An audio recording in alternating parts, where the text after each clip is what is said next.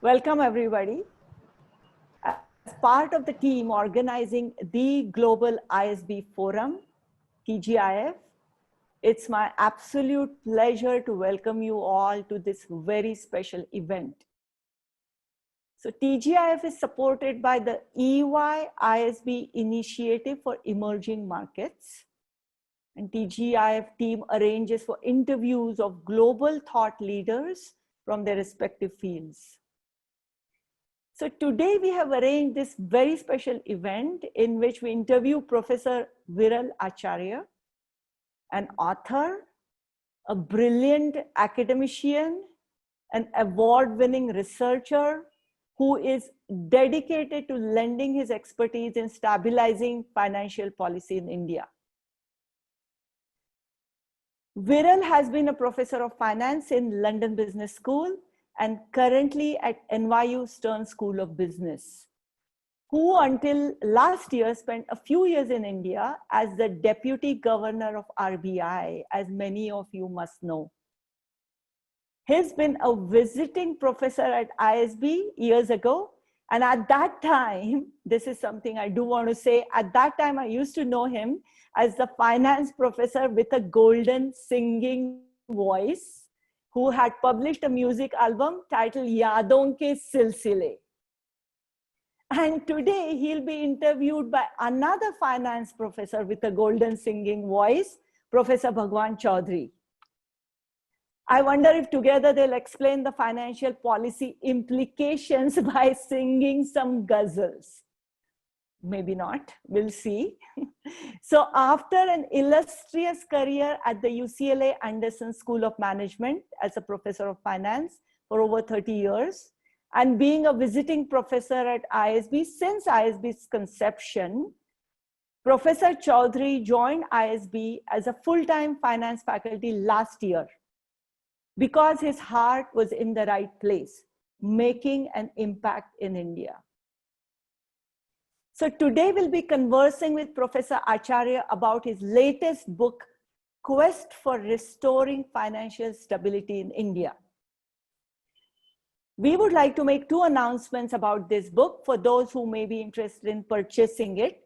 First, that the author's share of the proceeds will go to Pratham India, known for its quest in providing education and skilling to underprivileged children in youth in India. And second, as you can see on the screen, as part of the release promotions, the publisher is offering special deals on the website Steal a Deal and on Amazon. This is the best time to buy the book, as you can see on the slide. I have a couple of suggestions. First is keep yourself on mute. And second, if you have any questions as the interview goes on, please put it in the chat window. We'll try to answer as many questions as possible. Keep the question compact, please. So thank you. Welcome, Bhagwan and Viral, and on to you. Thank you, Swati. Welcome, Viral. I know that almost a year ago, you were here for another TGIF event. This was just about a few weeks before you left to go back to NYU, finishing early your term at RBI. I'm reminded of a story. Many years ago, my children, I took them for snowboarding. And when they were going, they were very excited. Oh, snowboarding, it's going to be fun. So they were going, yay! And then we snowboarded all day and we got really tired and cold. And when we were leaving, they were saying, yay, we are leaving. So you came to RBI at the end of 2017, end of 2016, January 2017. And I think your feeling was, yay, this is going to be great. What were you so excited about, Viral? You're on mute.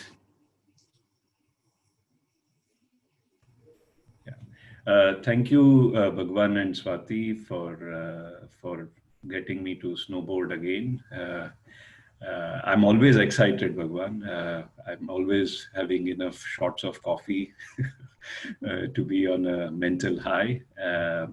I think energy is very infectious, and I think if you remain energetic in whatever you do, I find that you create lots of spillovers of positive energy all around. As I say in the preface chapter of the book, when I started out at the Reserve Bank of India, I was at the Newark airport boarding the flight of United Airlines from Newark to Mumbai. I sat down to write out what I might want to do. It's good to have some goals, some agenda when you take these positions, because if you don't have a target for where you want the system to be, you end up doing day-to-day stuff, and that can keep you very busy. There is no shortage of day-to-day meetings and agenda and things to do. And of course, the day-to-day operational details are important, but you want that your trajectory, your efforts are also moving the system steadily in a particular direction. Now, at that point, India was, and I believe is still recovering from the legacy bad loans of banks that were taken on during the fiscal stimulus package of 2009, 10, 11. The numbers were very large. The non-performing assets ratio of Indian banks, especially the public sector banks, was one of the highest in the world. The market to book ratios of banks had come down very, very significantly. They had become very risk averse to making fresh loans to healthy borrowers, while at the same time they seemed to be evergreening or extending and pretending that all was okay on the loans of their already defaulted borrowers. And this is a classic Japan, Europe style response to banking problems. It gets into what I call as a cul-de-sac. You get into a dead end if you continue down this path of not recognizing bad loans, cleaning them up, and not moving on to a healthy point. So if I had to say what I really wanted to try and do was to try and have a go at fixing this problem. That was my core expertise. And second, I also thought that maybe we can move the Indian financial system away from a heavy reliance on bank lending and get capital markets to develop more viably, which is something that I spoke about in my last snowboarding adventure at the Indian School of Business before I left India. So that was my very short 2-point agenda. Try and clean up the non-performing assets mess of the Indian banks. We can talk more about what some of the mechanisms I thought could have been useful. And second, to try and develop viable capital markets so that the system is allocating capital more efficiently and is used to a market discipline of, when things go bad, of dealing with the problems quickly and then reorienting capital allocation rather than getting into these long protracted banking sector boom and bust cycles that we were going through. And I think we have still not dealt with it as decisively as we could have. Okay, so Viral, if you don't mind, I'm going to ask you a series of questions to also clarify a few terms that you're using. Because, macroeconomics is hard for me and sometimes the jargon gets to me. So I'm going to make sure that we all understand what you're saying. But before I do that, let me ask you this question. So when you were about to leave to go back to NYU, I saw you at ISB, and even that time you were saying, yeah, it's time to go back. Why? If you're doing such a great job, why were you so happy to go back? See, because I think whether you are on the job or whether you are not on the job, I think, as I said, I had an agenda or an objective in mind as to what I thought one needed to do in the Indian financial sector. And that agenda continues. I think I see the writing of the book, raising of some of the fundamental macro issues. I think the key point of my new chapter in the book being that we cannot separate financial stability from the fiscal stability of the country, that, these are very deeply intertwined. I see this as just a part of a journey.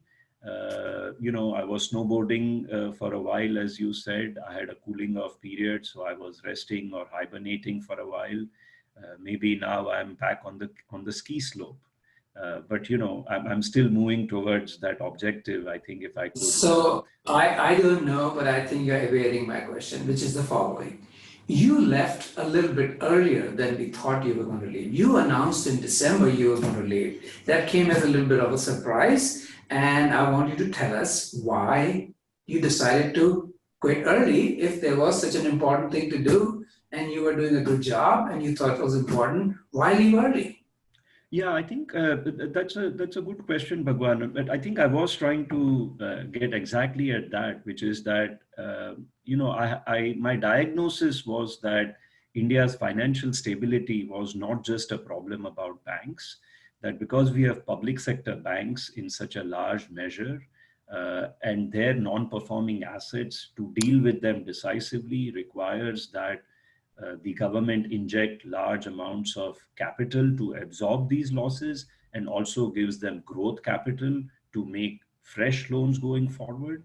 And because India's fiscal situation was getting increasingly tight year after year after year, it became very clear to me at one point that the fiscal stability and the financial stability are deeply intertwined. There's a nexus between the sovereign's conditions and the condition of the banking sector. I felt that in order to make this point very clearly, in order to help the system not be in denial about these nexus, to help the system have a public debate about whether India now needs fiscal institutional reforms, I realized that the best platform was to actually be outside and raise these issues once my cooling off period was over. The sooner my cooling off period would be over, the sooner I could raise what I thought were now critical issues for India to deal with. And in that sense, and of course I had to factor in some personal considerations, but the net is that I think we need to be in a better macroeconomic precondition on fiscal as well as financial side. And I see my journey as always trying to take whatever I assess to be the right step. If that involves an exit, so be it. Okay, so I'm going to rephrase what you said. Maybe I won't do such a great job, but I think what you're saying is that the discourse at that time, being inside, didn't allow you to raise these concerns fully. And if you're outside, you're able to speak more freely and able to say what needs to be done. And being inside was constraining you in some way for being able to do that. I know you wrote one speech and that raised all kinds of heckles and issues, and you thought that being an independent academic gives you that opportunity to do it more freely. Is that right? Yeah, if I could even flesh that out a little bit further, Bhagwan, that this is a problem the world over, that those who are in public service jobs such as the central bank, they think it is not all right to raise macroeconomic issues that relate to the policies of the government. But why is that? Why is that? Why do you think? I think there are two reasons. One reason is that they think that if they get into a domain which is beyond their immediate remit, it could be seen as overstepping. And then there could be a clawdown even of the operational autonomy on the limited functions that the central bank has mandate over. I want to actually fundamentally question that way of operating, because you cannot ignore the fiscal conditions of a country while performing your financial stability functions, especially in a setting where a large number of banks are actually state-owned, where a large number of financial sector institutions are state-owned. So I think if you do that, you basically allow the fiscal conditions to override your mandate, because you are always taking it as given rather than through debate and dialogue getting the fiscal conditions also to be in the right place. And this is exactly what I call in the book as fiscal dominance, which is that when the central bank takes, if I could just finish, if the central bank takes the fiscal conditions as given, then it gets dominated because it only does what is best given the fiscal condition. So that is one reason, which is that central banks don't want to step into fiscal discussions because they think their operational autonomy could be compromised on the other side.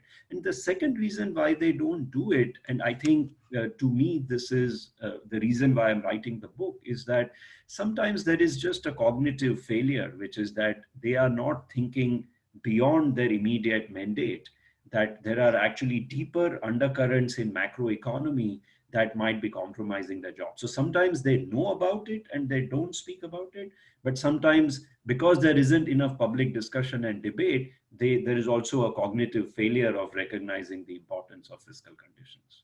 Okay, so I need to unpack a lot of things you have said and we'll go into it. But before I do that, do you think this problem about lack of debate or lack of, sometimes you use the word denial, is particularly difficult in India compared to, say, the US? Or do you think similar pressures are there to the Fed in the US as well? The ability, independence, and being able to say freely what the economic situation is? I would say it's a little bit of both. The statement I made, which is that central bankers are sometimes unwilling to engage in fiscal dialogues, that applies, I think, to many central banks, including the central banks of developed economies. Nevertheless, you will see, for example, right now in the United States, that as the economy is in a difficult situation because of the infection curve not being right, because of the levels of unemployment and shutting down of firms that is likely to happen, you can see that Federal Reserve Chairman Jay Powell, while accommodating in a very, very significant manner the economy through the toolkit he has, he's also actually sending explicit sound bites about why the fiscal policy is also important at the present, because he realizes that his job cannot be as effective unless there is also some fiscal component to the relief measures that is being provided. Nevertheless, I want to come back to India because that was also part of your question. And this is very important. In the book, there is what I consider to be a masterful foreword by Dr. Y.V. Reddy, which explains the history of India's fiscal dominance and the linkage between the fiscal and the financial stability. And what he explains is that in the letter of the law, the Reserve Bank of India Act is one of the weakest in the world when it comes to protecting the autonomy of the central bank. And over a period of time, this issue didn't matter because he explains beautifully and in his sort of unique jovial style that India was a nationalized economy. There wasn't markets, there wasn't much of a private sector in 70s, 80s, and we were just liberalizing in early 90s. And therefore the government, the central bank, and the public sector banks were like a Hindu undivided family in which no one kept anyone's accounts. I think it's a very apt description. And so what happened was that in that arrangement, the whole issue of operational autonomy of the central bank, etc., didn't matter. But now we are no longer that economy. Our aspiration is not a 3% Hindu growth rate. Our aspiration is a 7, 8% or even higher growth rate. We want the private sector to thrive. We want the markets to thrive. So we can't have this Hindu undivided family arrangement anymore. We actually need markets to be allowed to function. We need price discovery in markets. We need the regulator to be at arm's length so that the entire financial sector is no longer just about the government and the public sector banks. And therefore, these issues of autonomy have become more important. Why are technocrats who are coming to the Reserve Bank of India voicing these issues more openly than others? It's because we have seen the global best practices. We are aware of these changing dimensions of the Indian macroeconomy. Whereas I think parts of the system are still stuck in the 70s, 80s, and early 90s way of doing things. and we need debate and reform so that we can move forward. We don't want to regress to how we were. We want to adopt the best global practices in moving away from a bank-dominated, government-dominated economy towards a more private sector and market-dominated economy. All right, so let's start unpacking these things little by little. You use the word monetary and fiscal, and we get confused. So first of all, you said that there was a lot of problem when you came in terms of non-performing assets. We didn't know how badly the banks were, what the situation was. And so I want to ask you, does that mean that the RBI was not doing its job? Because one of the jobs of the central bank is to regulate the banks.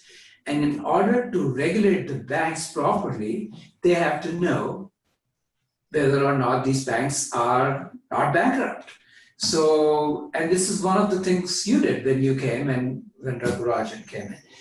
What was happening before? Why did we end up in that situation when many of the banks were essentially bankrupt, but we didn't know about it? That's a great question, Bhagwan. And I would say this applies not just to India, it applies also to other parts of the world. Central banks don't always pick up the early warning signals of incipient stress. Why does that happen? It's mistakes. It could be slippages in their supervisory functions. Federal Reserve by most standards is, one of the best run and most technologically well-equipped central bank. And yet we had the housing crisis of one of the largest scales in the United States. So these things do happen. What is the difference between how the Federal Reserve... No. So I'm not willing to accept that's how these things do happen. We should change something. We should fix it, right? I was just coming to that, actually. Okay, I was just coming to that, which is that what happens is that when mistakes do happen, certain central banks actually do go through a fairly cathartic process of retribution, as I like to think of it, which is they soul search, they introspect, they try to figure out what it is that needs to be changed. And I think the Federal Reserve has done that. Not only were banks in the United States recapitalized on a war footing, there was a Dodd-Frank Act in which gives the Federal Reserve the powers to run these stress tests. They are trying to now build bridges in the financial sector which can withstand cyclonic style winds and have enough robustness in the trusses ahead of time rather than just mopping up and dealing with financial problems exposed. In contrast, what certain central banks have done is that they have interpreted financial stability to mean that once the problems have happened, we need to just continue to handhold the financial sector. We need to paper over the losses. Maybe growth will rebound somehow, and maybe that itself will generate enough profits for central banks, and everything will become hunky-dory thereafter. And this kind of second approach, where profits get privatized in good times, but losses get socialized or ignored or kicked down the road in bad times, is what leads to excess risk-taking in the first place. And this is what I think some of us at the Reserve Bank of India, Governor Rajan's term, and then the term that followed, we were trying to do at the central bank, which is that we need to put in foundations of building strong bridges in the financial sector for the next 10, 20, 30 years. And, I can touch upon some of the measures we tried to undertake. Yeah. I think we were going through this cathartic phase, if you want, of retribution of the central bank. But the key question is, why did these steps regress? And my answer is that the steps regressed because we had difficult fiscal pressures.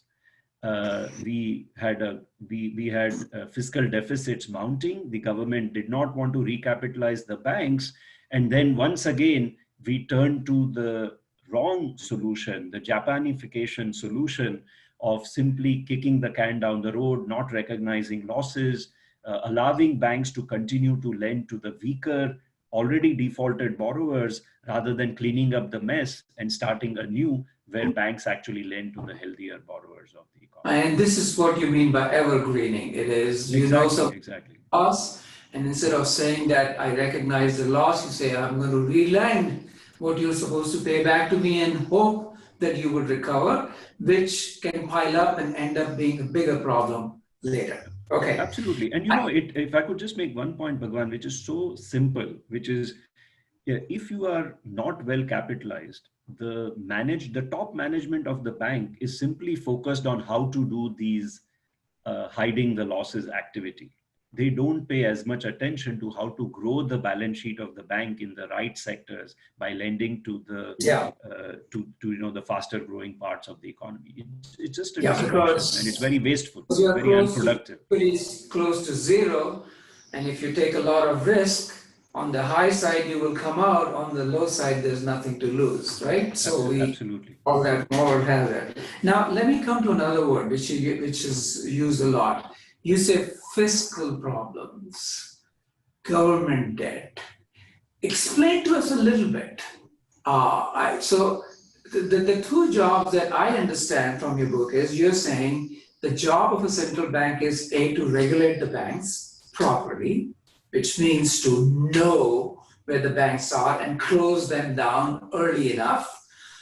And the second is to have a sound monetary policy which says, let's keep inflation stable.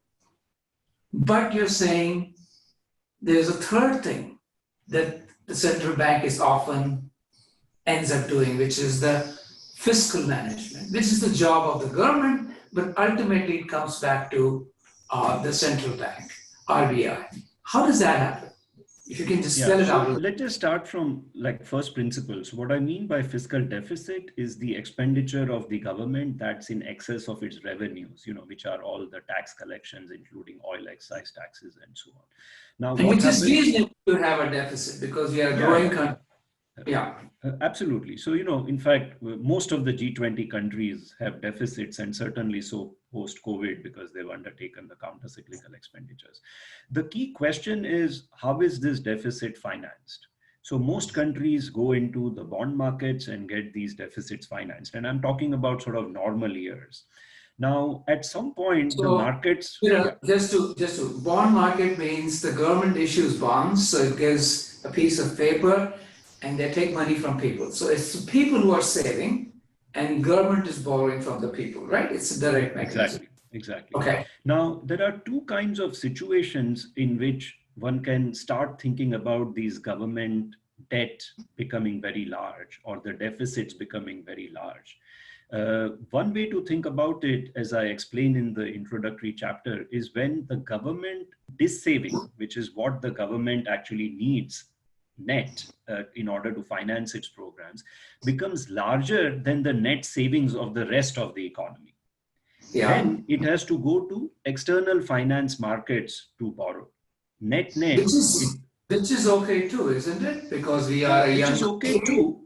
And that's what the second point I was coming to. But at some point, both domestically as well as externally, a question will start getting asked whether your debt is now reaching levels which are so high that your future tax collections, the entire stream of future tax collections, increasingly looks unlikely to be able to meet these payments in certain states of the world. Now that can raise credit rating downgrade concerns, and at the extreme, it can raise outright concerns about your being able to meet your liabilities in the first place.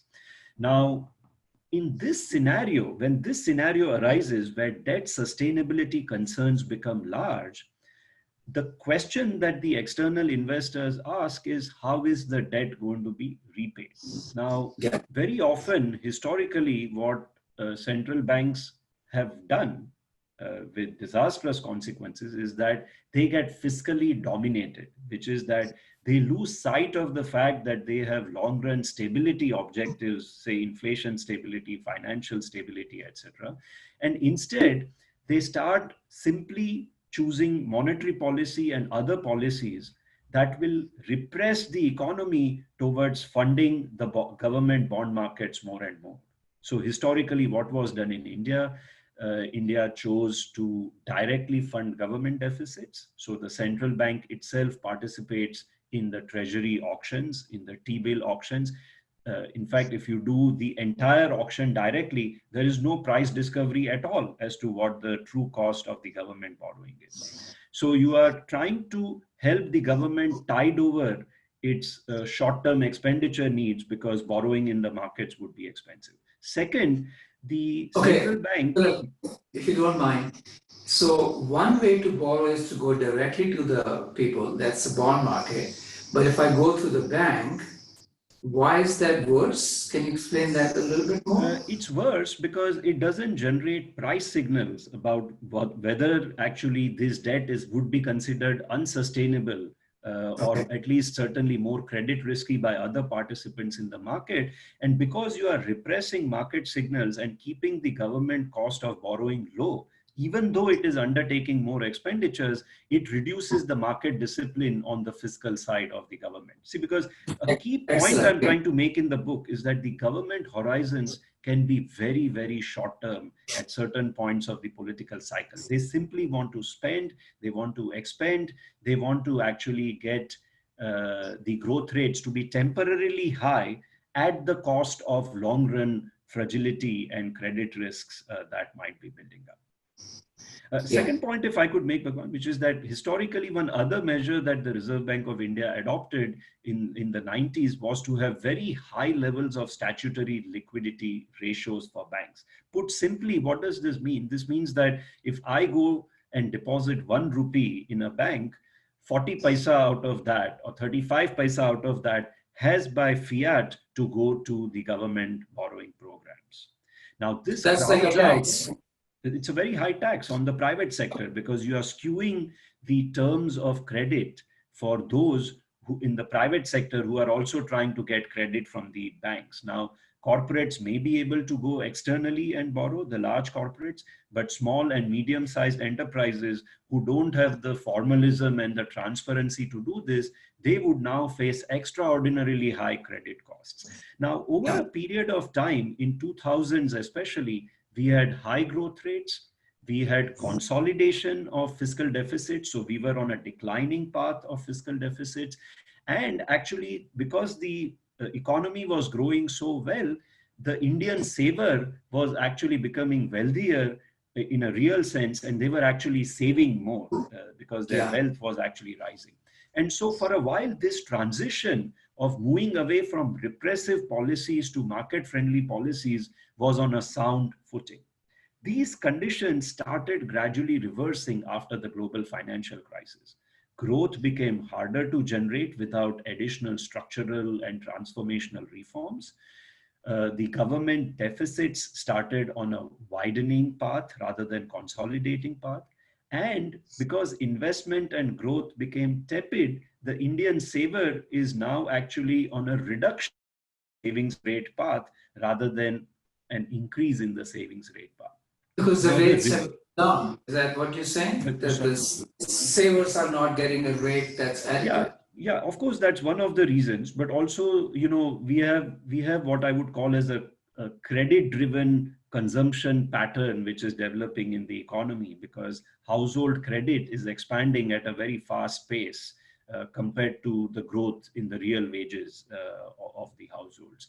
And the turning of the tide around the global financial crisis on these macroeconomic conditions has meant, in my assessment and also the assessment of several retired governors and deputy governors of the Reserve Bank, that this turning of the tide has meant that the pressures to go back to the Hindu undivided family kind of arrangement have started rising again. The pressures are to turn to the central bank to help the funding of the government deficits, to help skew the bond markets so that the government continues to borrow at lower costs, to change the regulation of the financial sector in a manner that the government doesn't have to foot the recap bill of the banks that it owns so that they can keep lending well to the private sector. Because if they remain undercapitalized, they are buying a lot of government bonds because they are very risk averse, and therefore they use whatever deposits are coming in to allocate the financing to the governments. And I think this is a regression in my view.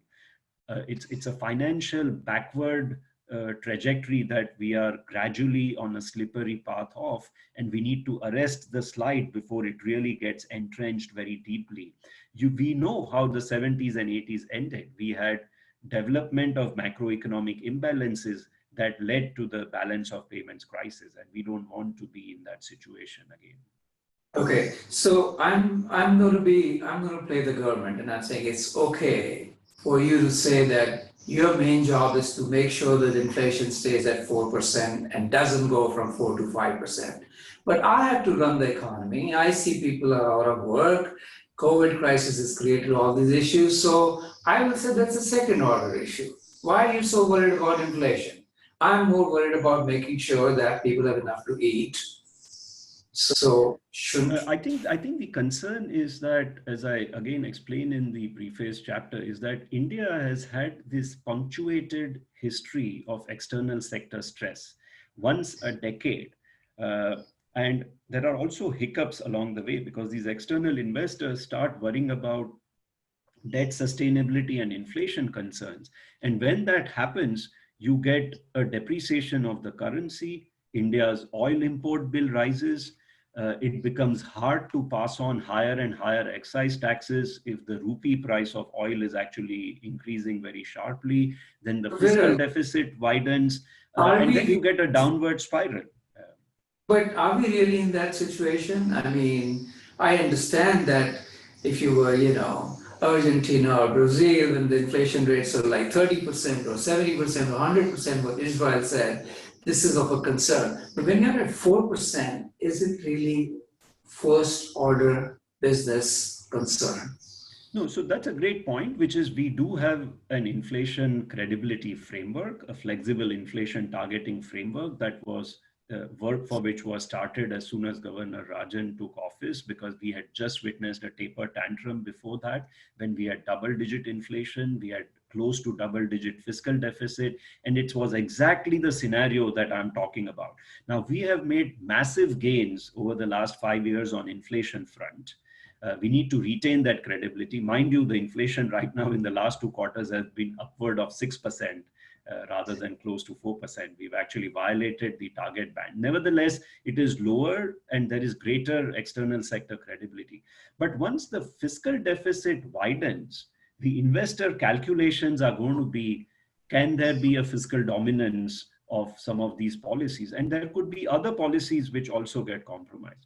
And I think we are right now in that situation in the following sense, which is that the reason why there isn't as much direct expenditure on the fiscal side in the form of direct expenditures by the government for transferring funds to households or SMEs, etc. And everything is happening on the banking sector balance sheet. Give them debt moratoria, give them restructuring schemes without recognizing that some of these loans may go bad, is because there is a concern that undertaking additional direct fiscal expenditure will probably raise some debt sustainability or rating downgrade concerns. If I could explain one point clearly here, Bhagwan, which is why is this important? This is important because the uncertainty right now because of COVID is very, very large. So what is the best form of financing that can be provided to anyone when uncertainty is very high? It is actually very long-term finance. Now, ideally, therefore, what do you want to do? You want to probably do cash transfers to households the way a large number of countries have done, because that will give them confidence that I can meet my debt payments, and yet I don't have to cut back on my discretionary spending as much as I would without this cash transfer being in my pockets. But we are right now constrained in this sense. Of course, you could say a debt moratoria achieves that, but if the interests are getting compounded, if even after debt restructuring, I'm going to remain concerned about uncertainty, then it may not actually produce a resuscitation of demand the way that one ideally wants in recovering from this situation. Now, if you want, Bhagwan, I'm happy to touch upon a 5-point fiscal reform agenda that I propose in the book, which is that the government doesn't need, in my view, to simply keep turning back to the regulator or the banking sector to do the heavy lifting for the relief and repair. because that could lead to financial stability concerns down the road. Okay, before you do that, and there, I see a question that somebody's asking as well, which is explanation. I get this thing a lot that if there are large fiscal deficits, the government will have to eventually monetize the debt. Could you explain what that means? The monetization of the deficit simply means that the bonds which would have gone to the market for buying by investors, domestic or external, these bonds get put on the balance sheet of the central bank, and the central bank effectively prints money and transfers it to the government's account. The government can then use it for whatever expenditures it has. So the funds, in either case, whether it is market financing or central bank financing, enter the rest of the economy via expenditures. But the difference is in how it is financed. In one case, the central bank does the financing directly and therefore prevents certain price discovery that would have happened through supplying additional paper into the market. Whereas in the other case, it would go to the market, and whatever the market discipline forces are at work through prices would actually be at work in government issuing this paper. Okay. So why is this a concern? If I could just explain one point, Bhagwan, why is deficit monetization considered a concern? Because when the growth impulses rise and the private sector also starts wanting to borrow and start its expenditures, then usually very easy liquidity conditions in the market on top of fiscal and private sector growth can lead to runaway inflation. So no one is concerned about deficit monetization in the current scenario, but it could change the expectations of inflation down the line. And if these inflation expectations become unhinged or unanchored from the target long-term inflation a central bank is expecting to maintain, then even in expectation, you could have large currency depreciation and an increase in the government cost of borrowing. So what looks very attractive to do short term can very quickly spiral out into runaway inflation. Okay, so now let's go to your 5-point plan. I hope you can do it in 5 minutes or less, because I do want to go to a lot of questions that are already coming up. So absolutely, I'll try my best. First, the government needs to reaffirm its adherence to reasonable fiscal and borrowing targets for the medium term, say a 3 to 5 year horizon. Second, just having targets has not been enough. We have had targets, but we have repeatedly slipped on them even in normal time, which is sort of non-COVID or non-global financial crisis style years. So what do we need? We need an independent bipartisan fiscal council. This is a key institutional reform. What will it do? It will hold a mirror to the government saying, this is actually your true adherence to the targets. It will vet every single budget before it is announced for whether the budget is reasonable or it looks reasonable only because heroic tax collection assumptions are being made. So it will improve the adherence to the targets and therefore make the targets a little bit, give them a higher sanctity. Third, bipartisan fiscal committee of sorts. Yes. Council of sorts. Yes, yes. Okay. This will require this will require a legislative reform. Absolutely. Is there any precedence of it anywhere? Yeah, it's in many parts of the world. It's in more than 50 countries, and it's there precisely to rein in the fiscal excesses of the governments. Okay, excellent. Point number 3, the government expenditures, in spite of being so large, are primarily on subsidies or revenue-based expenditures, which generate a short-term growth boost, but don't create long-term growth.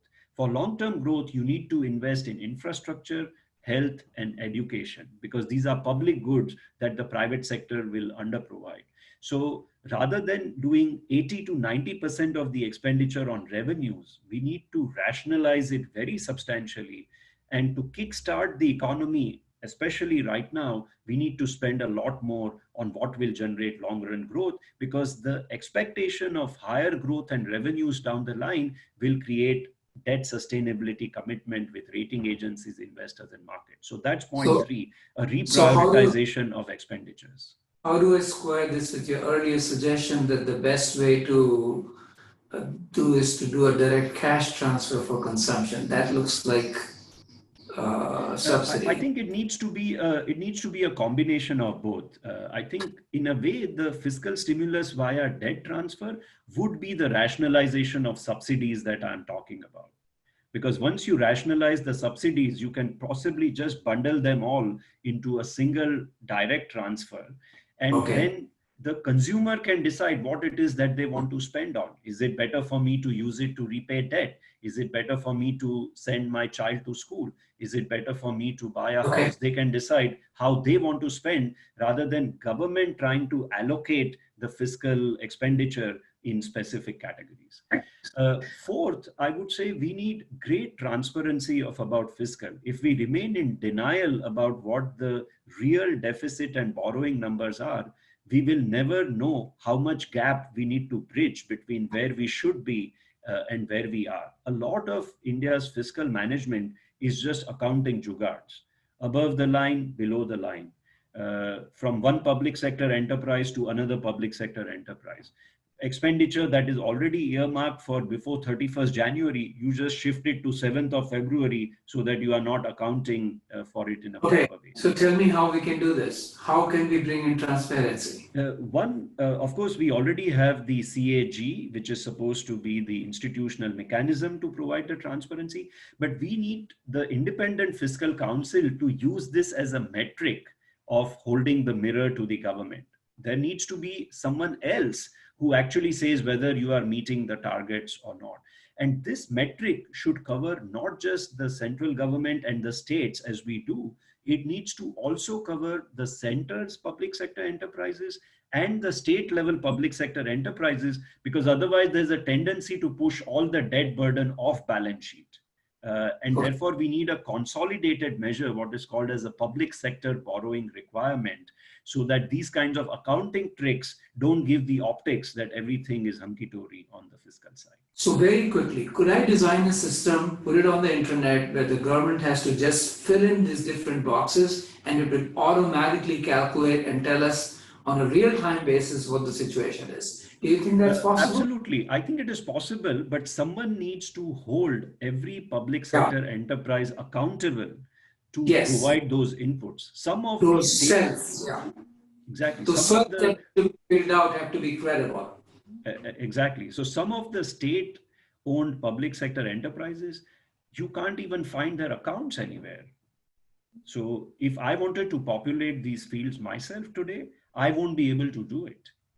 So we need, even though you are state-owned, even though you are not floating equity in the markets, you still need to have transparent accounts, because without these accounts, I can't get a sense of how much public sector borrowing is taking place in the economy as a whole. And fifth and final, we need disinvestments on a war footing, in my view, because right now we have become very heavily reliant on borrowing, and that leads to all these debt sustainability concerns. Instead, the government needs to do genuine disinvestments of equity stakes. And I would say even in the public sector banks, the entities it owns in the insurance sector, the entities like non-bank finance companies it owns, such as the Power Finance Corporation, etc.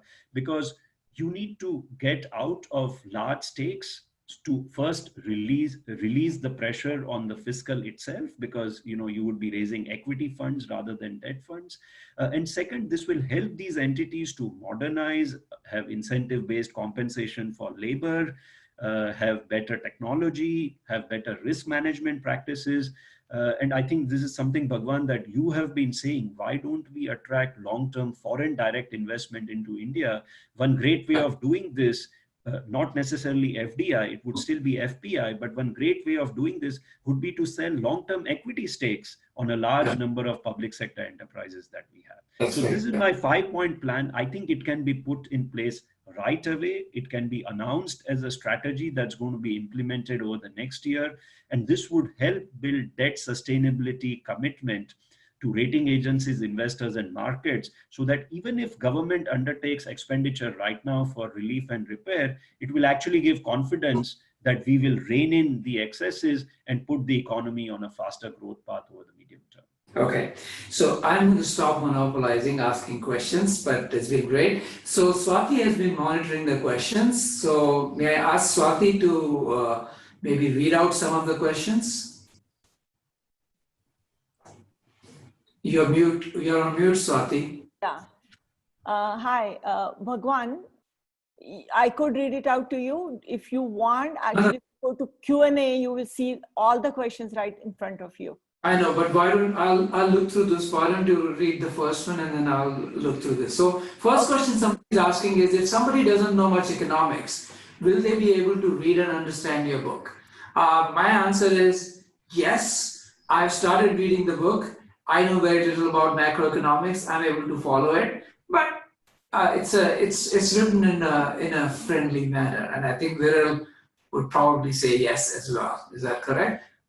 Yes, but I would also recommend, I have actually posted on the chat session one YouTube link to a TED talk I had given. Actually, this TED talk I had given at a medical college in India, and I was trying to explain there why a bank should be something one can bank upon. It's less than 20-minute YouTube talk. If you listen to that, you will understand a lot of the financial stability aspects I'm touching upon in the book. That would help a lot as a preparation for reading the book. Let me read this question by Rahul Gupta, and his question is, what are the real power RBI has to do stress tests and ensure that the banks are not insolvent? So the Reserve Bank of India has the powers to do the stress test because it is the supervisor of almost all financial sector entities, barring the housing finance companies, which are supervised by a separate body. It can do the stress tests. In fact, it can do the stress test even of the entities it doesn't regulate if it wants to, because it can get the balance sheet data if it wants.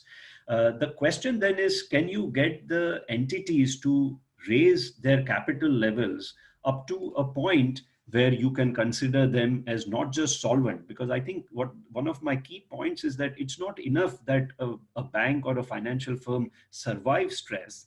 It should be robust enough, like a bridge that can withstand cyclonic winds and yet allow vehicles actually to transport across the bridge if it wants. The same way, a financial firm should be able to channel savings across the bridge from the savers to the borrowers, even in a crisis time, because people do need to consume, firms do need to invest, firms do need to pay their employees and so on.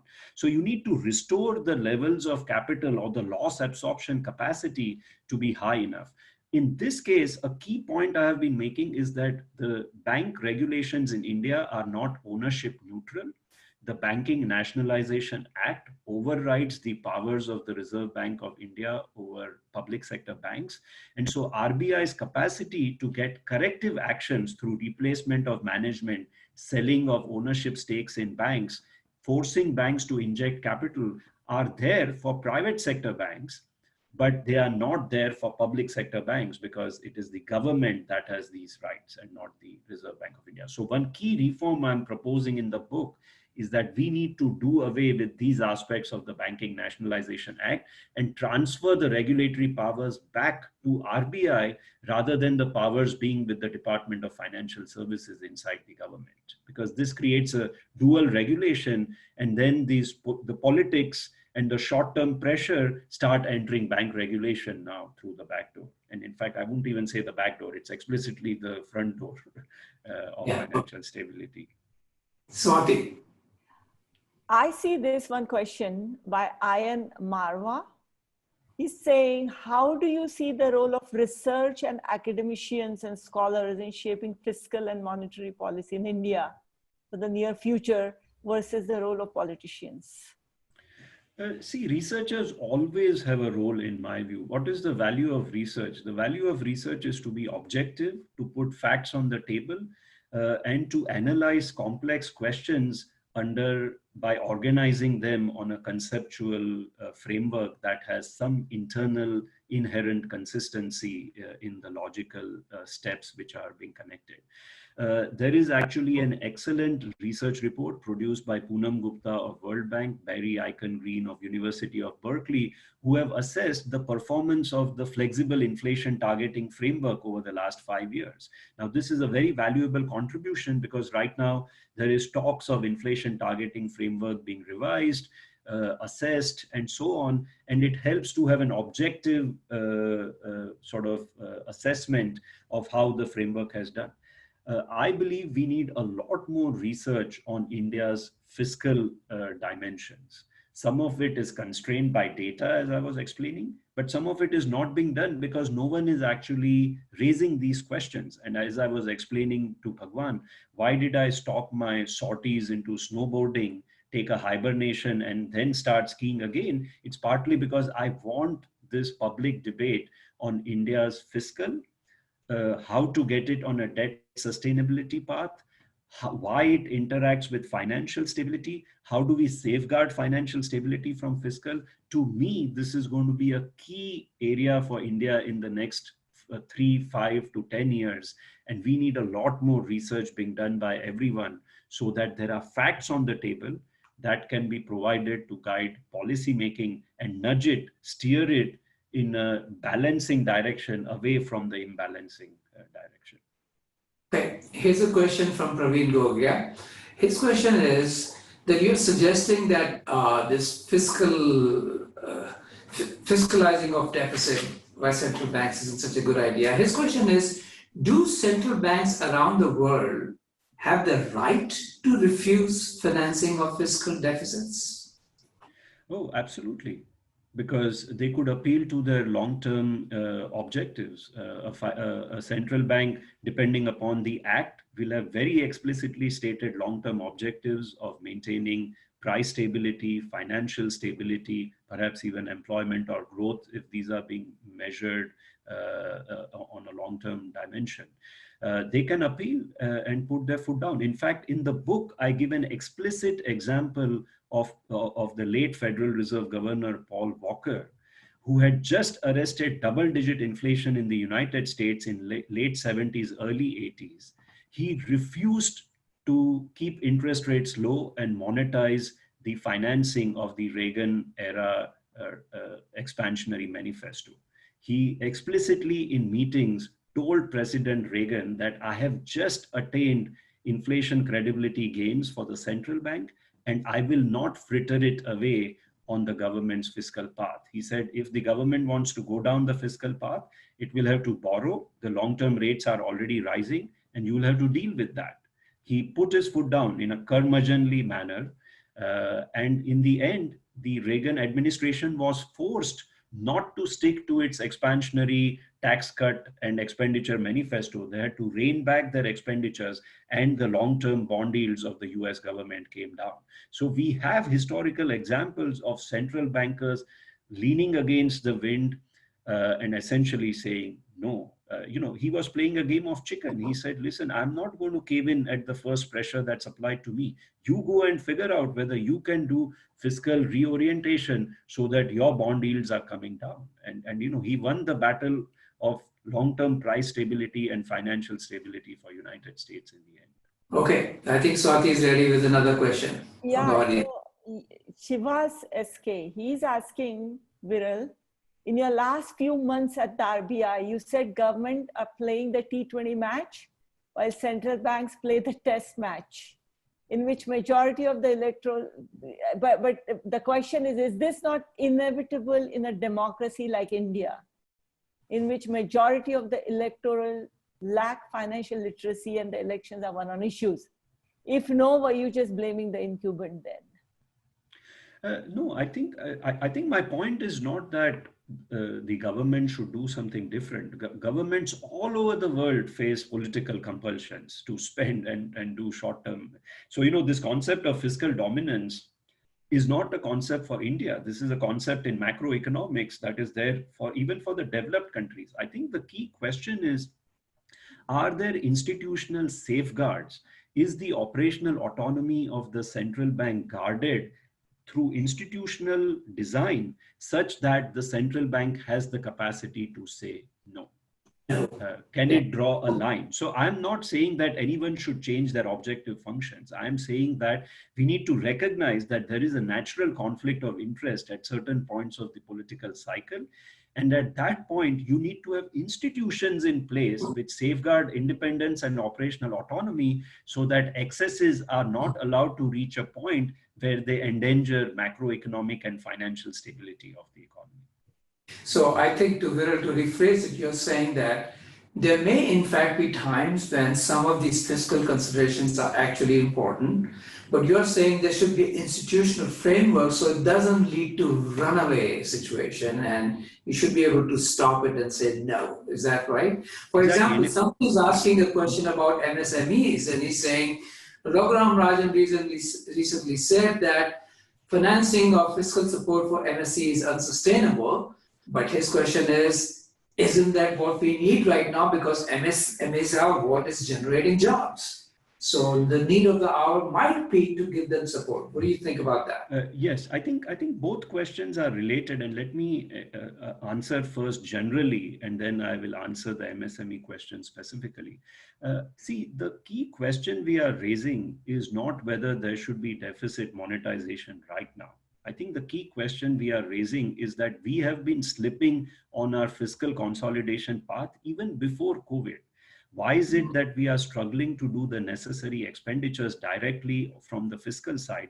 Because we have let the fiscal dominate certain policies of the regulation, banking sector, markets, even in normal times, so that the market discipline for keeping the fiscal in check has been compromised very substantially. So if you were to tie yourself to the mast, as you know, Odysseus was in Homer's writings, you tie yourself to the mast in good times so that you don't give in to the call of the sirens. If you maintain that discipline, every now and then, when it is actually desirable to give in to the call of the sirens, you can do so in a counter-cyclical manner. Coming back to the MSME point, I agree with former Governor Rajan, and I have actually said this myself in the book. See, we have been providing the MSME sector once a year restructuring relief so that their loans are rolled over without being recognized as NPAs once a year since 2016. This is going to be the 5th year in a row. Now, when you are doing something like this on a repeated basis, you have to acknowledge that in the end, there must be an issue with the productivity of this sector. Why are our textile MSMEs not able to compete with those in Bangladesh? You need to ask that structural question. So extraordinary measures by the central bank to create a soft lending for a sector have to be undertaken sometimes, but then they have to be exceptional measures. When something exceptional is done every year, it is no longer exceptional. This is now a public policy that we will not do the hard structural reforms to make MSMEs formalized, digitized, help them be more productive, improve their ease of doing business, connect them to the larger firms in a better manner, get their account receivables to be able to be financed in the markets, for the government to pay the dues, which are sometimes long outstanding on the MSMEs, etc. So we are kicking the can down the road on all these reforms year after year after year, because the central bank is always accommodating the defaults of the MSME. So no one is complaining whether we should give them relief now. The complaint is that we have been doing this for 5 years. Where are the deeper structural reforms that can make our MSMEs more productive and profit worthy on their own, without socialization of the losses every single year through the banking system? Okay, I think we are almost out of time, so I'm going to ask the last question from the audience and then one last question from me. This question is, Yes Bank was a classic example of mismanagement of NPAs. Considering that the central bank is not doing that well, do you think other leading private banks like ICICI, HDFC could also go the same way? See, two things have to be kept in mind. There will always be failures even in the private system. I think Yes Bank, most would agree, was a governance failure. It was identified by the central bank. I believe once the evidence must have been foolproof, actions were taken. And, you know, at least it is on a path of mending. The point I'm trying to make is that in case of public sector banks, this is not even an option. The central bank, even when it discovers that a governance failure might have happened, is very limited in its capacity to take actions because it doesn't have the legislative rights to do so. Those reside with the government of India.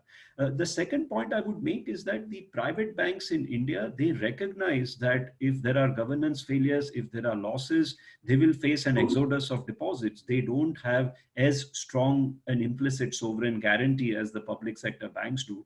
And therefore, they are always maintaining much higher levels of capital on average. And I would say by and large, most of them.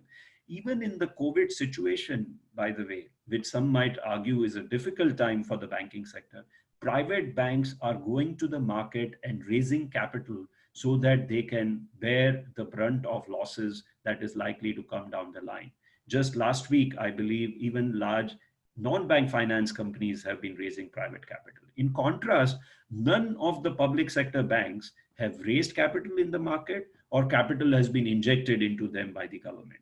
What does that do? That creates pressure to design restructuring packages which are required. But all our restructuring packages essentially say that banks don't have to mark the losses right now. We will worry about the full marking of the losses down the line. But if banks are not marking losses, if they are not well capitalized, why would they feel the comfort to lend to me as a healthy borrower who wants to actually start a new firm, wants to start a new MSME, do capital expansion of the MSME, or maybe it's a large private sector that wants to undertake certain investments. So there is this papering over of the losses, kicking the can down the road is not free, because it actually amputates the healthier parts of the economy in the process. You try to save the organ that's bleeding all the time, and in the process it actually spreads so badly that in the end you are forced to amputate actually the healthier parts of the economy. This is how Japan didn't grow in the 90s. This is why Europe hasn't grown in the last decade. The United States fixed its banks while doing the monetary and the regulatory support. And I think that comprehensive lesson is what, in my view, the central bank and the RBI needs to adopt in its policy going forward. If I could just say two sentences. When you invest in property, the wisdom is it should be about location, location, location.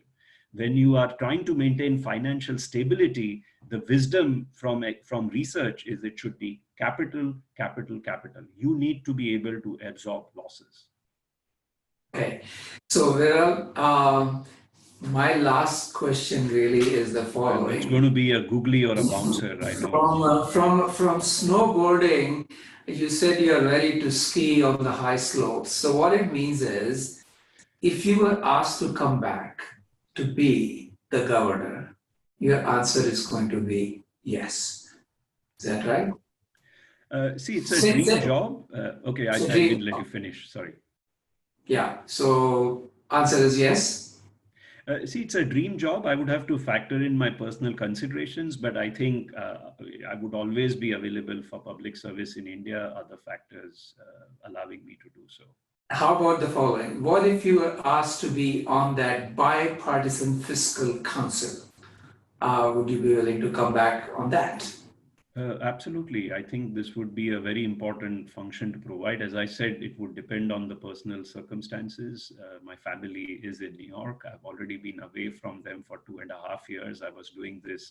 I think I did 25 flights in 25 months between Mumbai and New York. One flight, I was in New York for exactly 12 hours to see my son perform in a play. I landed in the morning, watched the play at 2 p.m. and I took the evening flight back.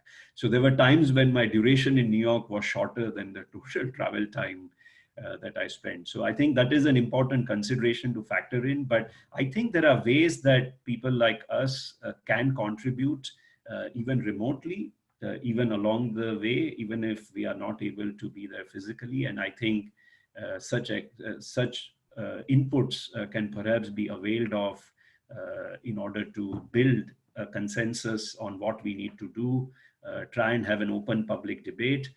As I said, what do academics bring to the table? They bring facts. They put facts on the table. They organize complex situations around simple frameworks. And in the end, because they have the jobs somewhere else, while some people say we don't have skin in the game, I turn around and say, sorry, because we have other jobs, we can remain entirely objective. I don't need to invest in renewal of my tenure anywhere else when I'm on the job. I'm So completely free to view my opinions and give objective, independent advice. So I'm happy to let everyone know that Viral has come to ISB every time I have asked him to. And even as recently as last year when he was leaving, I asked him if he would come to ISB as perhaps a fellow, as an academic to help with different situations. And he has said yes. So if not on the high slopes, at least on the low slopes, we'll continue to get you. Thank you very much for your insightful, incisive comments. And I have to say that the book has many, many such insightful nuggets here. Please go and get a book. This is one of the great joys in the modern world that you can get these insights in a book form, which is relatively inexpensive. And as Viral said, his part of the proceeds are all going to Pratham. And those of you who don't know Pratham, Pratham is involved in education at the primary level. Would you like to say one thing about Pratham, Viral, before we close? Oh, yes, absolutely. Thank you, Bhagwan, for allowing me to do that. Pratham is an education NGO in India. It started in the mid-90s as a part of the UNICEF initiative to build low-cost, replicable, scalable models for the large number of underprivileged children whose quality of education is not very high. Pratham has now been on a 25-year journey working at the grassroots with large number of teachers and volunteers that it trains, and also actually does catalytic education with municipalities and states all over the country to improve the content and the delivery of education, reading, writing, counting in the municipal schools. Even during the COVID phase, Pratham has actually played a very important, maybe a less celebrated role. Unfortunately, work like this doesn't get as much coverage as one would like in media and social media, but I really encourage you to check out the work it has done. As you know, many schools shut down. Children in municipal schools don't have much parental support for their learning. So it's very important to keep them active, energized, motivated, and to give them the nutrition of learning every day. Pratham had a lot of digital content in a variety of Indian languages, and it has worked with 14 states to deliver its digital content all over the country. And at grassroots, we don't realize how do you deliver digital content in the villages. In fact, they've used radio to find sessions on which they can deliver digital content to children, because they don't even have smartphones, or they don't even have SMSs sometimes. It's not as universally deeply penetrated in India as we think it might be. Of course, during the very crux of the migrant laborer problem, Pratham was also working with municipalities to deliver meals, because it has the community outreach. In the end, you needed foot soldiers in each individual community to provide some of the relief measures. So, and finally, I would say Pratham also increasingly has got into the work of providing vocational skilling for its youth. Some of them become like beauticians, some of them do learn sort of Excel, Word, and other kinds of programming skills to become employable wherever the jobs are in India. So I'm of course more than delighted to have been associated with the charity. As Bhagwan said, I like to sing. I used to Can do we stage. Can we have one line? No.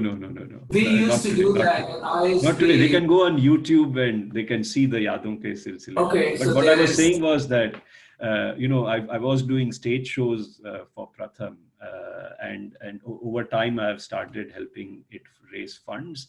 Of course, I'm happy to devote my proceeds, but I hope that many of you whoever can afford, can find some bandwidth in your budgets to support charities such as Pratham that are really doing excellent work. I think if we have bright, well-educated, thinking youth all over the country, I think ultimately you can wrestle and grapple with whatever problems there are to solve.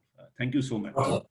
Okay, so next time when I invite Viral at ISB, I promise we'll have an evening with Viral singing. Thank you all very much for listening. And there are many other questions that we were not able to answer, but please go and read the book. Viral, thank you very much. Swati, Lakshmi, thank you for doing everything perfectly. Thank you, and all the very best on safety and health to you and your loved ones, to the panelists as well as all the attendees. Thanks a lot. Bye. Good night, everyone. Bye. Bye.